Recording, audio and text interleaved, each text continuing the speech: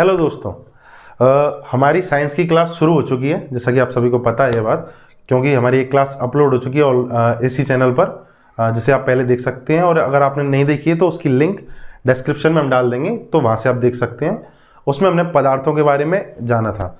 और अब जो हम क्लास शुरू करने वाले हैं, इसमें आपको क्लास के साथ साथ नोट्स भी मिलेंगे। ठीक है, तो आप जो मैं बोर्ड पर लिखते जाऊँगा, आप उसको एग्जैक्ट अपनी कॉपी बना लें, उसमें नोट्स बनाते चलें। रसायन विज्ञान हमारा शुरू हो रहा है।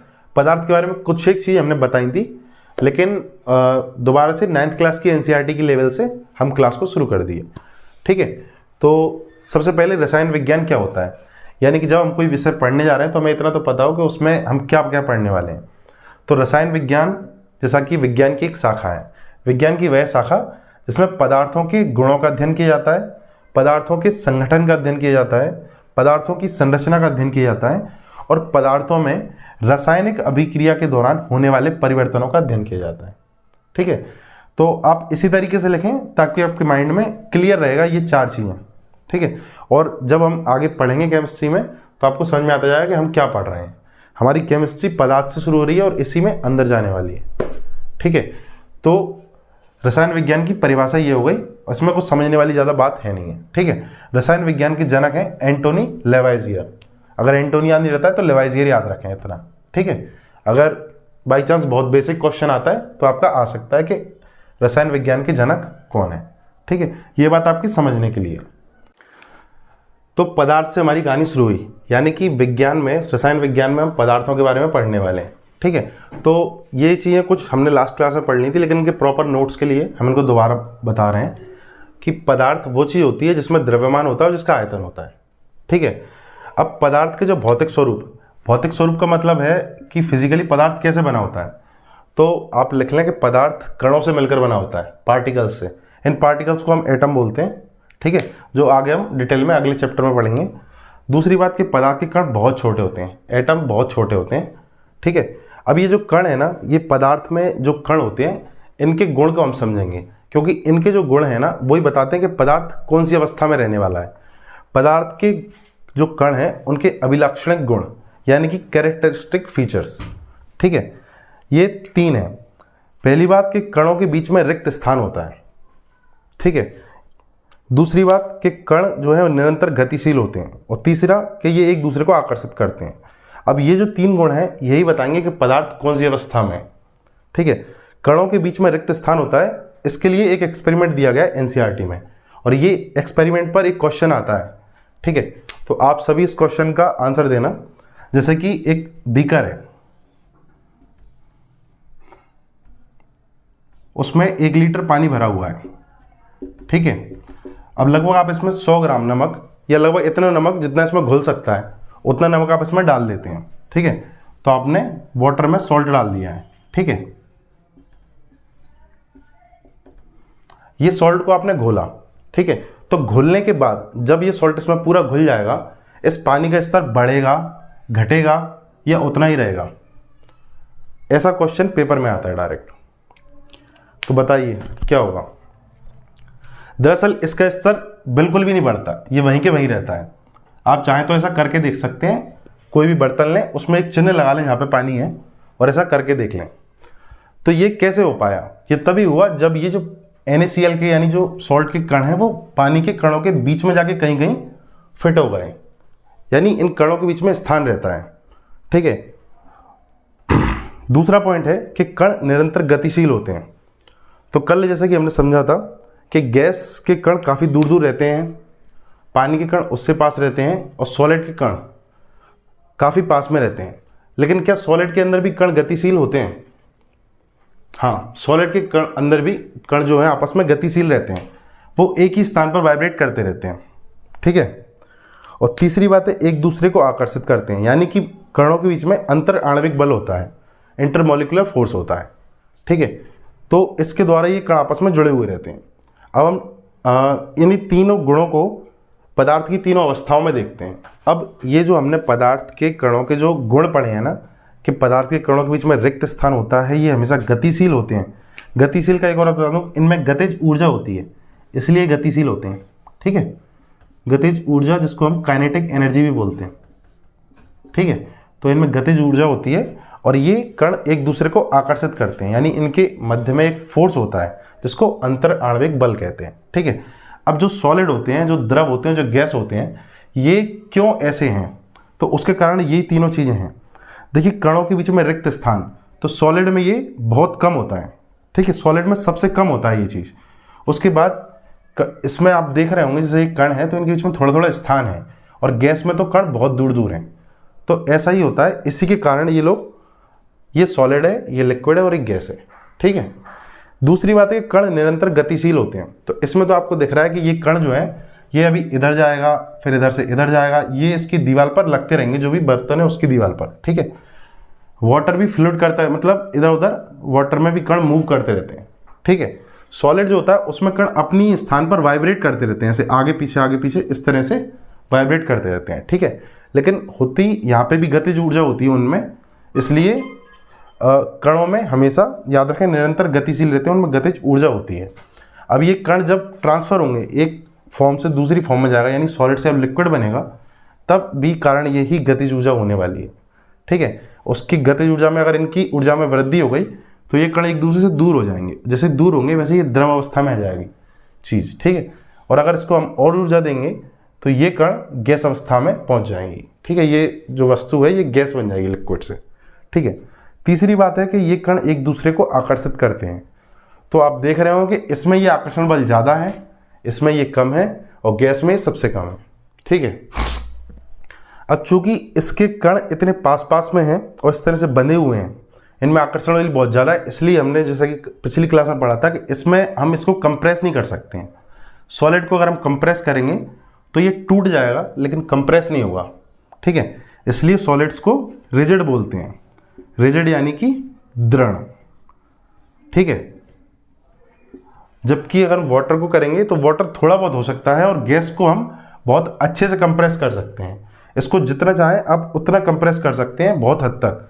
गैस को इतना कंप्रेस करा जा सकता है कि गैस कंप्रेस होते होते लिक्विड फॉर्म में आ जाती है, जैसा कि हमारे घरों में एलपीजी में होता है, लिक्विफाइड पेट्रोलियम गैस में। जो एलपीजी का हमारा सिलेंडर होता है उसमें लिक्विफाइड यानी कि तरल करके भर दी जाती है गैस, और वो गैस महीनों तक चलती रहती है, एक सिलेंडर की गैस। ठीक है, तो यहाँ पे हमने समझा कि ठोस, द्रव और गैस में ये जो गुण हैं पदार्थ के, कणों के, ये किस तरह ठोस को ठोस बनाते हैं, द्रव को द्रव बनाते हैं और गैस को गैस बनाते हैं।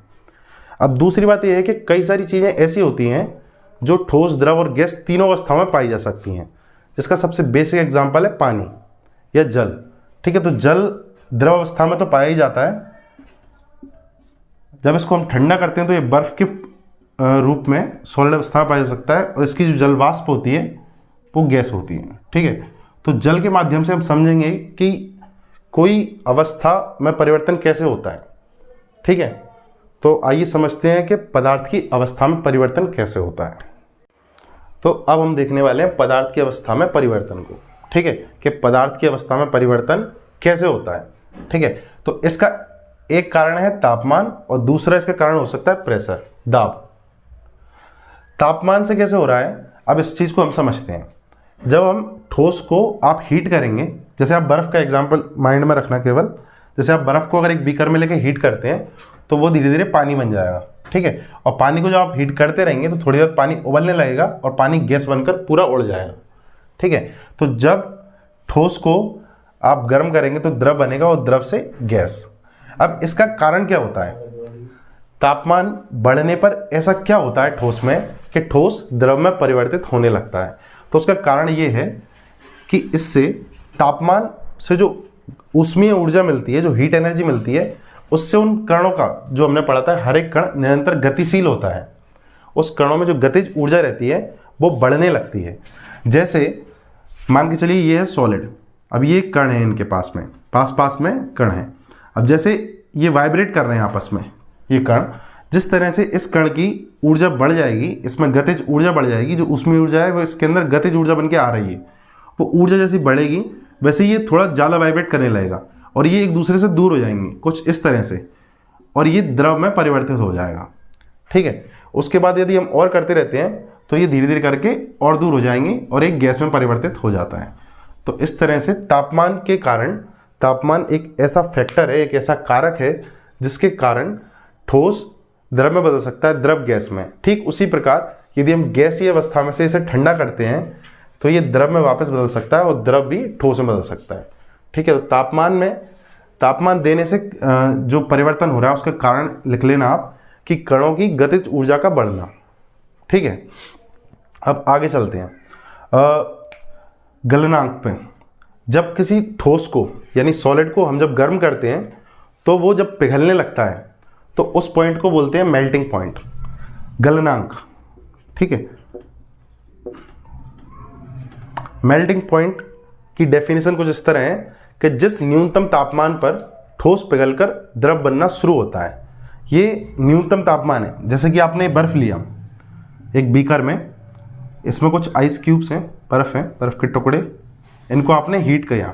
ठीक है, आप नीचे से इनको हीट देते हैं और ये गर्म होने लगते हैं।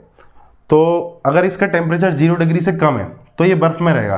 जब 0 डिग्री सेंटीग्रेड पे आएगा तो ये पिघलना शुरू कर देता है। ठीक है, क्योंकि ये इसका मेल्टिंग पॉइंट है, पानी का या बर्फ का, किसी का भी कलर, बर्फ का मेल्टिंग पॉइंट है, यहाँ पे बर्फ पिघलने लगती है। तो एक बात है कि जब 0 डिग्री सेंटीग्रेड पर तापमान आ जाएगा, मान के चलिए आप एक्सपेरिमेंट को यहाँ से शुरू करिए। आप एक ऐसी जगह पर हैं जहाँ पर टेम्परेचर 20 डिग्री सेंटीग्रेड है। ठीक है, अब आपने इसको हीट करना शुरू किया। हीट करते करते इसका टेम्परेचर धीरे धीरे बढ़ेगा, 19 डिग्री होगा, 18 डिग्री होगा, -20 डिग्री सेंटीग्रेड सॉरी टेम्परेचर, ये बढ़ते बढ़ते -19 -18 करते करते 0 डिग्री सेंटीग्रेड पे आएगा। जब इसका टेम्परेचर 0 डिग्री सेंटीग्रेड आएगा तब जाके ये बर्फ पिघलना शुरू करेगी। अब जब तक ये बर्फ पूरी पिघल नहीं जाएगी तब तक ये टेम्परेचर 0 डिग्री सेंटीग्रेड ही रहेगा। ठीक है, उसके बाद जैसे ही पूरा ये द्रव बन जाएगा, ये पूरा पानी बन जाएगा, तो फिर से इसका टेम्परेचर बढ़ना शुरू हो जाएगा। 0 डिग्री से 1 डिग्री 2 डिग्री इस तरह से बढ़ने लगेगा। ये बढ़ते बढ़ते जैसे 100 डिग्री पे पहुंचेगा तब जाके ये पानी उबलना शुरू कर देगा। और फिर जब तक पूरा पानी नहीं उबल जाएगा तब तक ये टेम्परेचर 100 डिग्री से बढ़ेगा नहीं। ठीक है, तो यहाँ पे जैसे 0 डिग्री सेंटीग्रेड के बाद जब तक बर्फ पिघलना शुरू करती है और पानी बनने लगता है, उस समय पे जो हीट एनर्जी है, वो हीट तो हम कांस्टेंट उसको लगातार दे ही रहे हैं, लेकिन उसका टेम्परेचर नहीं बढ़ रहा है। तो ये हीट जाती कहाँ पर है, ये हमारा क्वेश्चन है कि गलनांक पर पहुँचने के बाद तापमान स्थिर हो जाता है, तो ये जो हीट उसके बाद हम दे रहे हैं कांस्टेंट, वो कहाँ जाती है? वो उसके जो ठोस है उसको द्रव बनाने में यूज़ होती है। यानी इनके जो कण हैं, ठोस के जो कण हैं, उनके बीच में जो फोर्स है, जो अंतर आणविक फोर्स है, उसको तोड़ने में यूज़ होती है।